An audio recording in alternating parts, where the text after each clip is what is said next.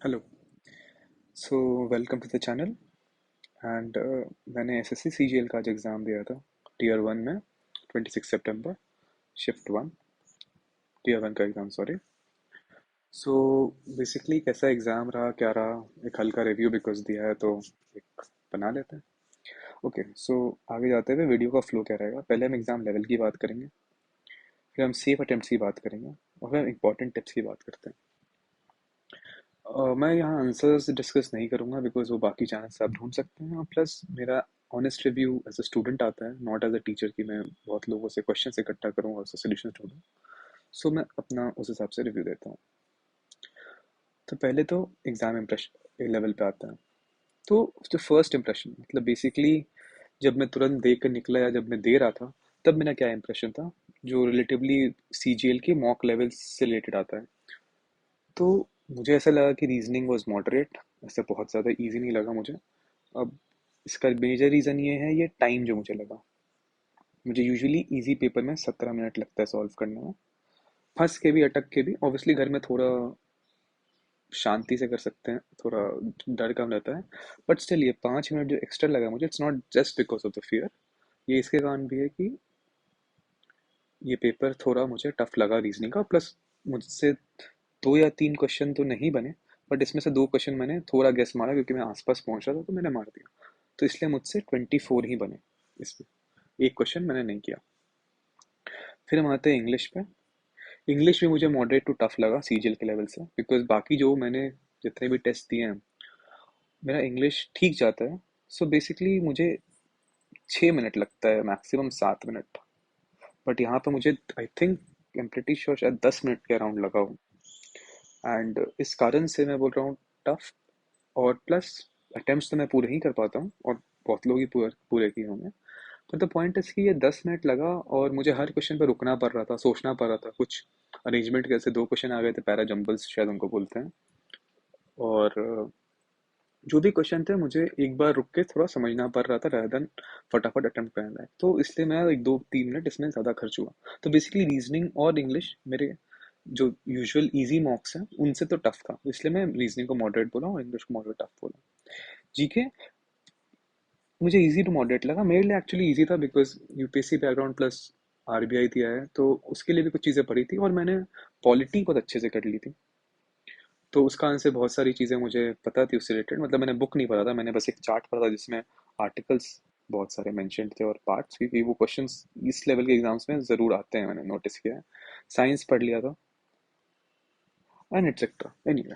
तो इस कारण से मेरे लिए जीके इजी था। ऐसे नहीं तो आई थिंक जीके को एक लेवल पे मॉडरेट बोल सकते हैं कि इतना भी आसान नहीं था, बट मैं श्योर नहीं हूँ, मैं इतना इसमें अच्छे से बता नहीं सकता, बट हाँ इजी टू मॉडरेट ही है। बहुत लोगों को इजी लग सकता है फॉर श्योर। और क्योंकि गेस वर्क भी इजी था, मतलब अगर नाइटिंगेल पूछा है तो आशा भोसले, मुझे तो ही ना पता था, बट मैं और किसी सिंगर को जानता नहीं था, और आशा भोसले जी का नाम इतना अच्छा है। और अगर सितंबर 22 में बैडमिंटन चैंपियनशिप हुआ है, तो मुझे ये तो पता है कि पीवी सिंधु ही एक थी जो उस समय ज़्यादा फेमसली खेल रही थी। बाकी साइना नेहवाल या फिर ज्वाला गुट्टा जो ऑप्शन था, वो दोनों रिटायर हो चुकी थी, या फिर उनका वो जो ऑरा है जीतने का वो खत्म हो चुका था बहुत पहले ही, इन 22 से तो काफ़ी पहले। तो इसलिए पीवी सिंधु वॉज गेस। तो बहुत सारे जीके में गेसेस मेरे सही बैठे हैं और कुछ ही गलत हुए हैं। मतलब इन जनरल जो मैं परफॉर्म करता हूँ उससे काफ़ी मॉक्स से रिलेटेड अच्छा परफॉर्म किया, तो इसमें मैंने 22 सॉल्व किया। मैथ्स मुझे एक्चुअली इजी लगा, और इजी टू मॉडरेट में इसलिए बोलूँगा बिकॉज कैलकुलेटिव था, तो कैलकुलेशंस में एरर किया तो ऑब्वियसली वो एग्ज़ाम इजी से मॉडरेट में शिफ्ट हो जाता है, बिकॉज आपको वापस करना है उतना ही लंबा कैलकुलेशन, तो वो टफ हो जाता है उस कारण से। अदरवाइज अगर फर्स्ट अटेम्प्ट में अगर आप सिली मिस्टेक्स ढूंढ पा रहे हैं और अपनी गलतियाँ सही कर ले रहे हैं, तो फिर वो इजी की तरफ से आ जाता है। प्लस कुछ क्वेश्चन छोड़ने तो ऑब्वियसली सारा मुझसे तो नहीं हो पाता। तो मैंने इसमें 22 मिनट लिए। और अच्छी बात यह थी कि मैं इसका लेवल इजी टू मॉडरेट इसलिए बोल रहा हूँ कि यूजुअली मैं 25 क्वेश्चन देख नहीं पाता हूँ मैथ्स के। जब भी मैंने अपना, मैं इसी पैटर्न में सॉल्व भी करता हूँ, पहले रीजनिंग, फिर इंग्लिश, फिर जीके, फिर मैथ्स। और मैं 25 क्वेश्चन इसलिए देख नहीं पाता हूँ, इस बार मैं 25 क्वेश्चन देख पाया, और मेरा एक गोल भी था कि मैं छोड़ छोड़ के देखूंगा। तो उसका आंसर मुझे फाइनली उससे 20 सॉल्व हुए। आई थिंक इसमें एक गेस है, वैसे मतलब क्लोज गेस है, रैंडम नहीं मारा है, और मतलब ईगो गेसिंग बोल सकते हैं, एनीवे। और इसमें फिर मैंने 20 अटेम्प्ट किए, टोटल मेरे अटेम्प्ट जो हुए वो 91 थे इसका आंसर। और आगे बढ़ते हैं, जो सेफ अटेम्प्ट्स पे ही आ रहे हैं एक्चुअली। तो मैं कैसे डिसाइड कर रहा हूँ कि ये अटेम्प्ट सही है या पेपर का लेवल कैसा है? तो मैंने दो टाइप ऑफ मॉक्स लगाए थे। एक टेक्स्ट बुक का मॉक था, जो ऑब्वियसली हर मॉक का ये इजी साइड होता है, और एक दो मॉक मैंने रैंडम सुने थे, और एक तो मैंने रैंडमली ढूंढ लिया था, केडी मॉक्स करके कोई था, और एक सुपर मॉक मैंने किसी वीडियो में सुना था। ये दोनों का लेवल मुझे टफ लगा था। टफ कैसे डिफाइन हो रहा है? सो पहले तो मुझे टेक्स्ट बुक के मॉक्स में ऑन एन एवरेज 152 आते थे, 152, और 92 अटेम्प्ट्स रहते थे। सुपर मॉक्स और केडी का मॉक्स जो मैंने दिया, उससे मुझे रफली 125 स्कोर आया, और अटेम्प्ट्स 84 या थोड़ा कम इससे रहता था। और इनका मुझे मैथ्स यूजुअली ज़्यादा टफ लगता था, क्योंकि मैं मैथ्स लास्ट में करता था, टाइम कम बचता था, तो इसलिए पूरा नहीं कर पाता था। टेक्स्ट बुक का मैथ्स, इंग्लिश सभी ठीक रहा है, और मैथ्स तो इसका टेक्स्ट बुक का भी ठीक है, बट इसका बाकी सारे सेक्शंस बहुत इजी हैं, तो मैथ्स का लेवल सही है इसका। Maths level is fine, but इसके सारे लेवल्स ही थोड़े टफर साइड है सारे की। तो इस पे तो इन दोनों रिलेटेड अगर मैं देखूँ, तो मेरा पेपर इसके मिड में ही गया है। मुझे रीजनिंग रीजनिंग लगा कि हाँ टफ हो सकता है, सुपर मॉक के लेवल के अराउंड प्रोबेबली, और इंग्लिश भी मे बी इसके मॉक के अराउंड। बट जो मैथ्स है, मैथ्स का लेवल इससे ईजियर था, और ज़्यादा क्लोजर था टेक्स्ट बुक के लेवल से, या टेक्स्ट बुक से भी आई वुड से आसान था। मैथ्स इन जनरल आसान था उस हिसाब से अटेम्प्ट करने लायक। एंड जो इंग्लिश का लेवल है, हाँ, इंग्लिश का लेवल ऑब्वियसली टेक्स्ट बुक से टफर था, सुपर मॉक के लेवल पे आ सकता है, इससे भी थोड़ा ऊपर और समथिंग, बट हाँ। और जीके का लेवल, जीके तो मेरा ना इसमें नंबर आता था ना इसमें, तो मेरे लिए जीके इसलिए इजी हुआ बिकॉज ना इसके जीके पढ़ते थे ना सुपर मॉक के, तो इस बार मुझे जो जीके के सरप्राइजिंगली क्वेश्चन आए वो मुझे आते थे, तो इसलिए मेरे लिए वो ईजियर साबित हुआ। और एक चीज़ जो मैं बता रहा था, एक सुपर टिप जो था, ये इंपॉर्टेंट है बिकॉज ये मैंने एग्जाम के कुछ समय पहले ही डिस्कवर किया था। तो बेसिकली क्या था कि मुझे ना पहले ये टेक्स्ट बुक के ही मॉक में 152 नहीं आते थे, मुझे आते थे 130 या 138 के अराउंड। फिर ये जंप कहाँ से आने लगा?